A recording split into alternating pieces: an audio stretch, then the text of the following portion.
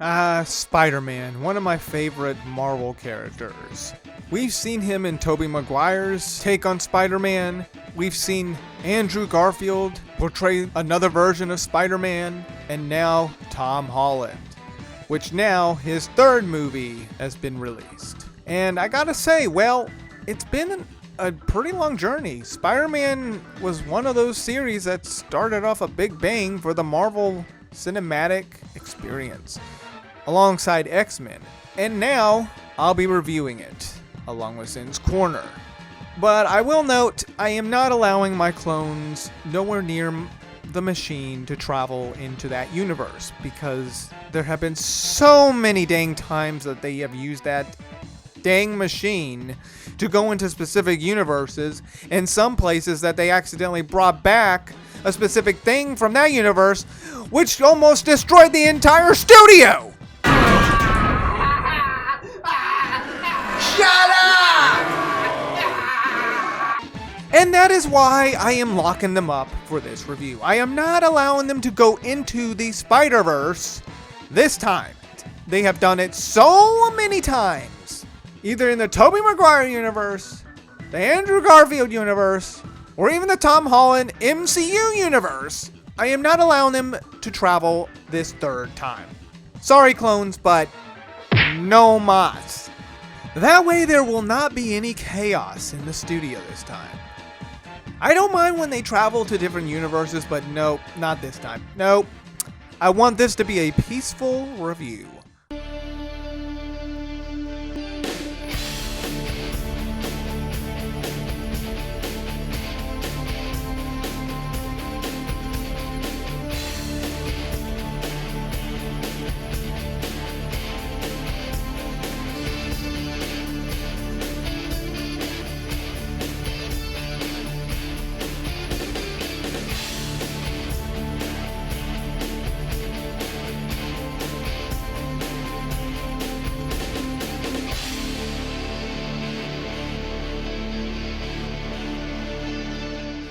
Well, hello. Today we are going to be reviewing the third Tom Holland Spider-Man. Boy, there's a lot we have to say about this one. Yes, there is. We went to see this recently, and I gotta say this is probably one of my most memorable moments of this year when it comes to the cinematic experience, when it comes to a Marvel movie in general. And yeah, let's just jump into it, because there's a lot I want to express about this movie. That spell where you wanted everyone to forget that Peter Parker's Spider-Man. We started getting... So the plot is, it pretty much is set right after the second one. He is pretty much framed for killing Mysterio. And everybody hates him. Everybody knows his identity. Because I forgot how Mysterio, how was he able to, after he died, he's still able to leak everything? Yeah, because he had filmed him saying that the identity of Spider-Man was Peter Parker, and it was released to the public. But he did trickery with a camera, make it as if Peter Parker killed him. So yeah, now his friends are also suffering because they know who, everybody knows that he's friends with this group, and they're suffering because of it. So he goes to Doctor Strange, and pretty pleases him to help everybody forget. The only problem is he doesn't want everybody to forget, just most of the world to forget. The problem is he doesn't shut up, and it messes. He does not shut his big fat mouth, as I said in my review, and that is the cause of all of this problem, all the problems that happen in this movie. And yeah, that's kind of where the story starts off. You start to get these recognizable villains from other specific Spider-Mans. Yes, that was exciting, but I mean, we knew it was going to happen because we saw the trailer. Yeah. So now Peter Parker has to deal with these other well-known spider villains from other specific spider movies. And yeah, it all pretty much gets explained near the end on where they came from.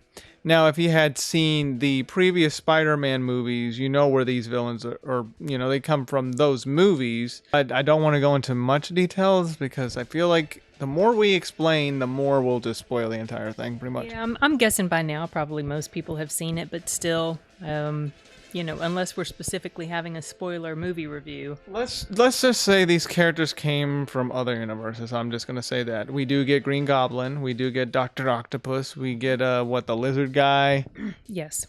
Electro, Sandman and Electro. yeah, all those well-known villains come Some back. others were referenced. Rhino was referenced. I had completely Yeah. forgotten about Rhino was referenced, and yeah, pretty much. I don't want to go too much more into the plot because it'll just spoil too much of what the whole meaning by this point of the movie will go. It was appropriate for how it ended. It was an appropriate ending, a not completely happy ending for Peter Parker, which is what he did not deserve a happy ending, in my opinion, because he caused so much mayhem that giving him a completely happily ever after storyline at the end would have felt cheap.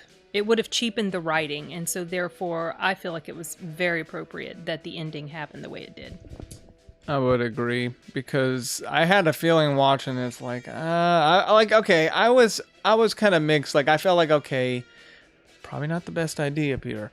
The other hand, it's like I could kind of understand where he's getting at, but I could get where he was getting at, but he was really annoying in the first almost half of the movie. It was just like he just aggravated me. Like he thought he just knew everything. So he thought he knew it all. He was going to do this, and he was going to do this, and this, and Doctor Strange was trying to warn him. Of course, it didn't help that his Aunt May kind of was encouraging him along too. She was sort of also partly responsible for things ending up the way they did. However, by that point, he had already caused the screw up. So it really wasn't completely her fault, but because of her influence, he continued down this pathway that caused some very severe ramifications for him personally.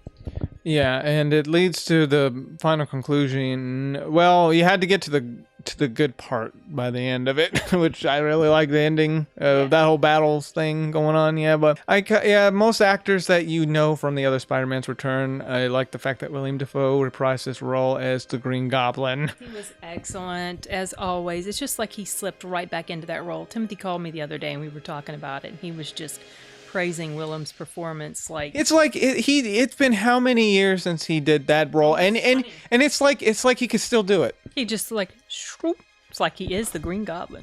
He will always be the Green Goblin. He's perfect. Incy Bincy Spider. I'm something of a scientist myself. He's just perfect. And the look, and some of his expressions too were like really good. Like just the way he acted. Almost all of them are really good. Was it Dr. Octavius, Dr. Octopus. Dr. Octopus? Yeah, he was good. Electro was good. Sandman was good. Almost all of them were good. Even Tom Holland, good, and other characters that I don't want to say. Also, so and so. Let's just say it was a very exciting cinematic experience, as he said, and I have enjoyed the heck out of watching reaction videos on YouTube. We all clapped pretty much. So did I. And cheering going on. I think I clapped the loudest. I don't know. There was a lot of people clapping and cheering. Yeah, it was fun. Now the film quality wise, I mentioned this before, where the film in the MCU or the Marvel cinematic stuff, you can tell that it's a little different compared to when it first started, so it still kind of holds that. But do you think, I would say we have improved from Tom Holland, Tobey Maguire's Spider-Man. Yes, goodness, because I had rewatched the 2002 Spider-Man before we went to go see this, and I was like, wow, some of those special effects are a little cringy because they're dated. But I do want to point out that I remember when I watched the trailer for this, and I made a comment about how Alfred Molina's de-aging looked really strange. It didn't look good. It looked funny.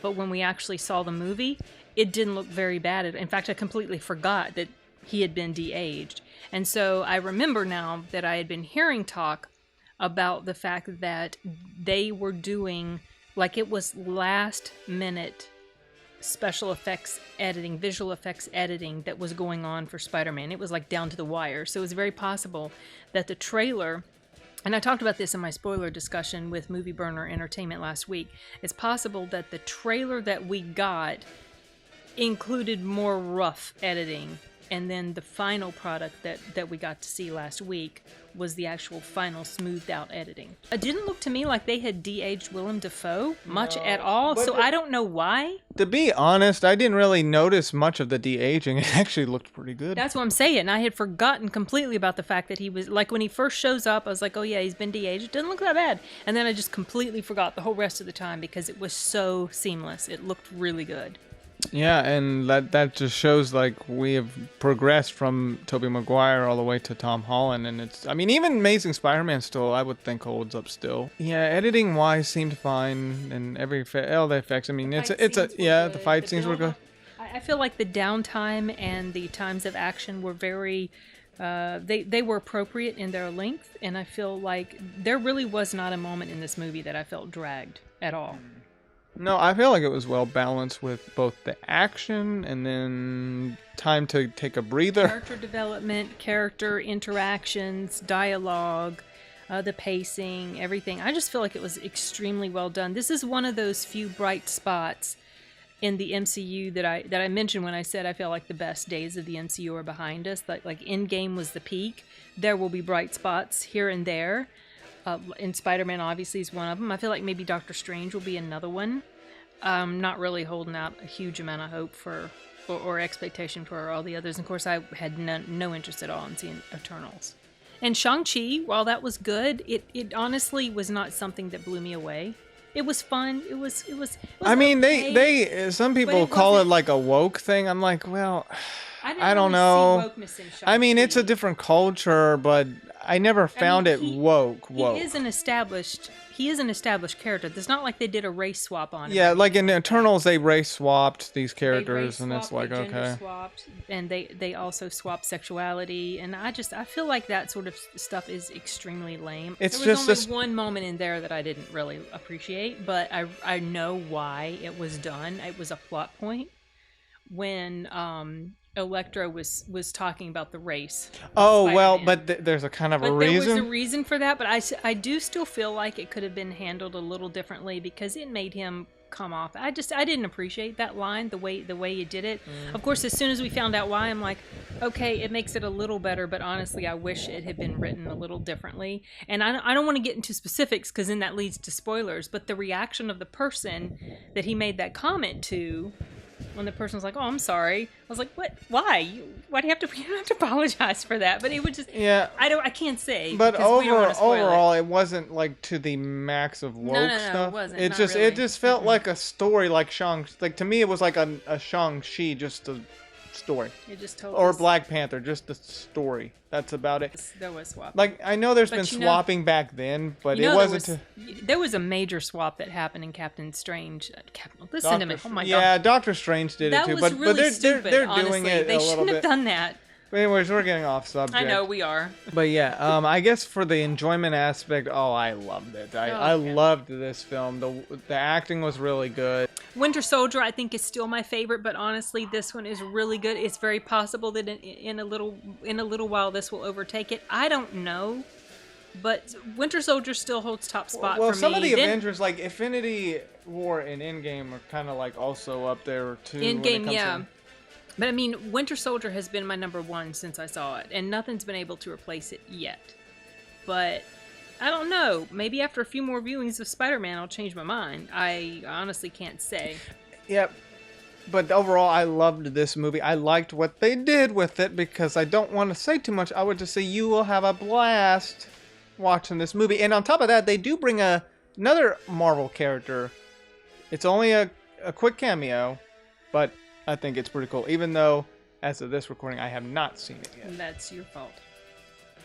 But I have seen you watch a bit of it to understand what he is. Yes.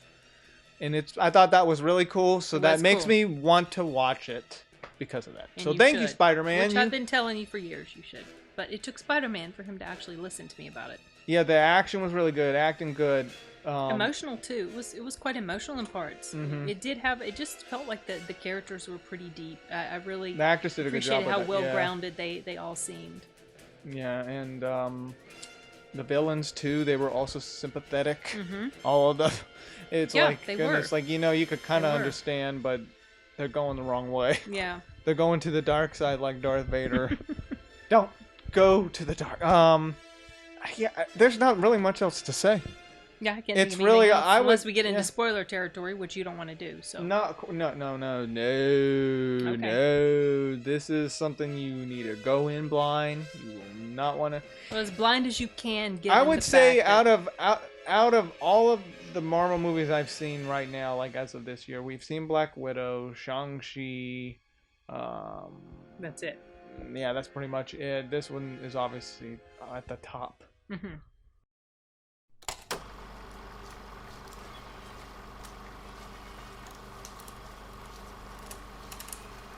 Ask to conclude. How would you rate it with your own feelings?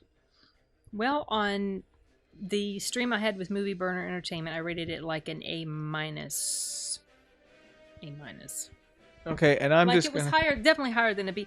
I was calling it excellent, and then they showed their scale, and to them, excellent was a B or B Oh, plus. really? So I was like, well, let me change it. It's definitely higher than a B plus. I don't know that I feel like it's at an A plus yet. So I was like A minus, but maybe A might be above an A minus. So I don't. It's on up there. It's in the A territory. Let's just say that, which is a hugely passing grade with flying colors. So. And I'm just gonna say it's awesome. It was Awesome. That's looking how forward to seeing it again. Yeah, that's how I would rate it. It's awesome, and it's an A minus. Both A's together Definitely make an A+. awesomeness. Yep. And yeah, that's Spider-Man. If you want to check Cyns' corner out, where she laughs, she cries, a little bit of both. Gets really at it with her emotions about things, especially on Halloween Kills. Depends what. Because that was funny. Oh gosh, that movie. Why do you remind me of that? Because of all the edits I did with your face expressions, that was glorious. That's such a disappointment. Just suggest that you see Cyns' corner react to different things and let her emotions go wild. I mean, yeah. Or if you want to check me out here, where I also did the thing with the face expressions with her because of how she was reacting with Halloween Kills. Because it was disappointing. Hugely disappointing. That was a fun edit. Okay. Hasta luego.